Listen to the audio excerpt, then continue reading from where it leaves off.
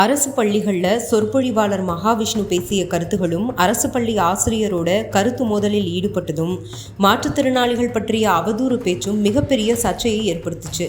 இந்த விவகாரம் தொடர்பாக பலரும் நடவடிக்கை எடுக்க வேணும் அப்படின்னு வலியுறுத்தி வந்த நிலையில மகாவிஷ்ணு தலைமறைவாகி விட்டதா தகவல்கள் எல்லாம் வெளியாச்சு. அவர் மேல திருவொற்றியூர் காவல் நிலையம் உட்பட பல்வேறு காவல் நிலையங்கள்ல பலரும் புகார் அளிச்சாங்க. இந்த நிலையில அவர் மேல வழக்கு பதிவு செஞ்ச நிலையில அவர் ஆஸ்திரேலியாவில் இருந்து இன்று சென்னை திரும்புவதாகவும் எங்கும் ஓடி ஒளியவில்லை அப்படின்னு ஒரு வீடியோ வெளியிட்டிருந்தாரு. இந்த நிலையில ஆஸ்திரேலியாவில் இருந்து சென்னை திரும்பிய மகாவிஷ்ணுவிடம் சென்னை விமான நிலையத்தில் வச்சு போலீசார் விசாரணை நடத்தியிருக்காங்க.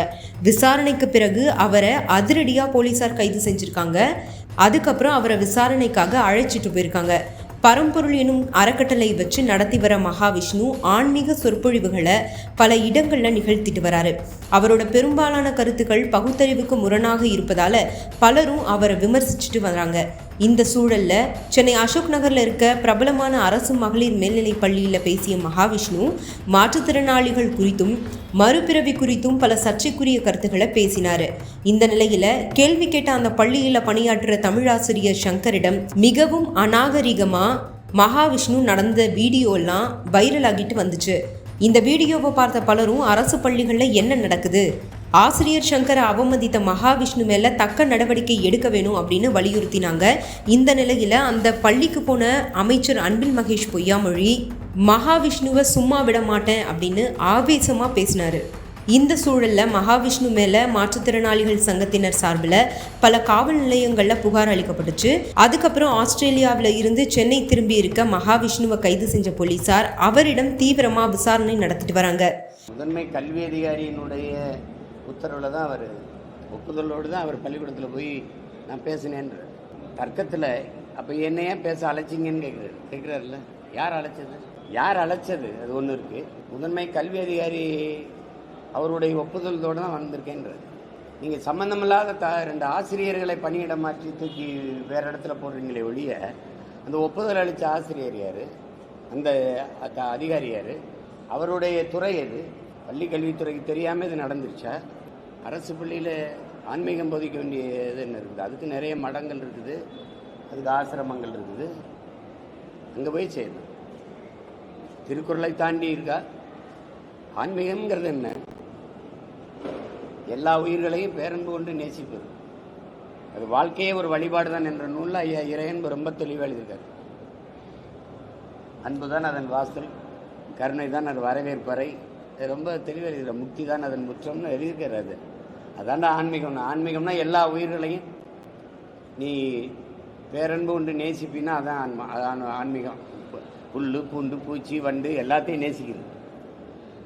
அது ரெண்டே வரியில் எங்கள் 1.25 அடியில் எங்கள் பாட்டனார் வள்ளுவ பெருமகனார் பிறப்போக்கும் எல்லா உயிருக்கும் சிறப்பு செய்தொழில் வேற்றுமையான்ட்டார். வகுத்துண்டு பல் உயிர்கள் ஓம்புக நூலோர் தொகுத்தவற்றிலெல்லாம் தலையிட்டார். இதை தாண்டி என்ன ஆன்மீகம் இருக்குது? திடீர்னு தேவையில்லாமல் சொல்கிறது இதெல்லாம் அந்த புதிய கல்விக் கொள்கையில் வருது. இதுக்கு முன்னாடி ஆசிரியர் தினம் நடந்திருக்கா இல்லையா? சரி, நான் என்னுடைய ஆசிரியர்களை என் அறிவு கருவுகிறையின் தாயாக தான் நான் பார்க்குறேன். நாங்கள் பெரிய மதிப்பு வச்சுருக்கோம். என்னை பெற்ற தாய் தந்தையர் இந்த உலகத்தை எனக்கு காட்டினாங்க. என் ஆசிரியர் பெருமக்கள் தான் இந்த உலகத்துக்கு என்னை காட்டினாங்க. இதுதான் சீமான், இதுதான் திருமால் செல்வன், இதுதான் கோகுல், இவர் வழக்கறிஞர், இவர் மருத்துவர் அப்படின்னு உலகத்துக்கு காட்டினது ஆசிரியர் பெருமக்கள் தான்.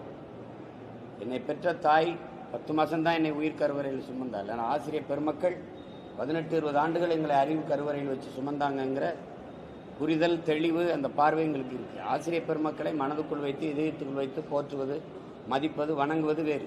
காலை கழுவுறது என்னது? காலை கழுவுற வழிபாடு எங்கிருந்து வருது? இது யார்கிட்ட இருந்து வருது? இதெல்லாம் கோட்பாடு யாருது? இல்லை யாரோட? இதெல்லாம் ஆர்எஸ்எஸ் பிஜேபி விடுது. அது எப்படி உள்ளே வந்துச்சு? அது யாருக்கும் தெரியாமல் வந்துடுச்சா? இதுவரைக்கும் இல்லாத பிரச்சனை அரசு பள்ளியில் ஆன்மீக போதனை எதுக்கு வருது? தெரிஞ்சிருச்சு வெளியில். தெரியலன்னு என்ன பண்ணியிருப்பீங்க? அது தொடர்ந்து தான் இருந்திருக்கும். அது ஏன் அவரை சரி மகாவிஷ்ணு அவர்களை வானூர்தி நிலையத்துக்குள்ளே போய் ஒரு பயங்கரவாதி போல் ஒரு கொடுஞ்செயல் செய்தது போல் அவரை போய் பிடிச்சி கைது பண்ணி அதை ஒரு செய்தியை நீங்கள் வேறு செய்தியை மறைக்க இந்த செய்தியை பெருசாக்குறீங்க. அதான் உண்மையிலும் உண்மை அதுதான். அப்போ நீங்கள் இதை எதுக்கு இவ்வளோ பெருசு பண்ணுறீங்க? உண்மையிலே அவர் பாட்டுக்கு அவர் வேற எங்கேயோ அவர் ஆன்மீக சொற்பொழிவோ வழிபாடோ யோகா பயிற்சியோ கொடுத்துருந்துருப்பார். நீங்கள் பள்ளிக்கூடத்துக்குள்ளே போக அனுமதிச்சது யாரோட அனுமதி இல்லாமல் நான் போய் இப்போ நானே ஒரு கல்லூரியில் போய் பேசுகிறேன்னா அந்த கல்லூரி என்னை அழைக்காமல் என்னை யாரும் கூப்பிடாமல் நானாக போய் பேச முடியுமா? இல்லை பேசிடுவேன்னா? அப்போ அந்த அளவுக்கு தான் பள்ளி மேலாண்மை இருக்குதா, கல்வித்துறை இருக்குதா? அதை சொல்லுங்கள் நீங்கள். தெரியாதுன்னு சொல்கிறதுக்கு ஒரு நிர்வாகம் இருக்குங்க. இங்கே இருந்து நான் யாரோட பேசுகிறேன்னு பதிவு பண்ண தெரியுது. அலைபேசியில் இருக்கிற எத்தனை 3-4 வருஷத்துக்கு முன்னாடி உள்ளதெல்லாம் எடுத்து வெளியிட தெரியுது. அவ்வளவு பொறுப்பு இருக்குது உங்களுக்கு. இதை கண்டுபிடிக்க தெரியாது. கொடுமை தான்.